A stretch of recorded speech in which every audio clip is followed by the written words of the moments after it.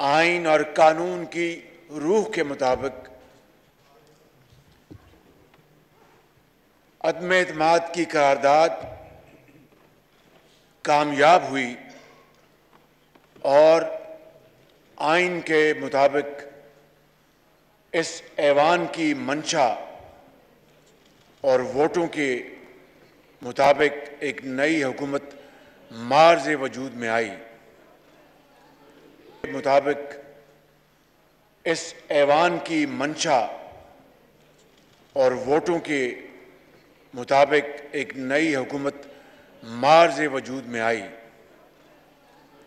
मुताबिक इस ऐवान की मंशा और वोटों के मुताबिक एक नई हुकूमत मार्ज़ वजूद में आई। ना दीवारें फलांगी गईं और ना ही कोई गिरफ्तारियां हुई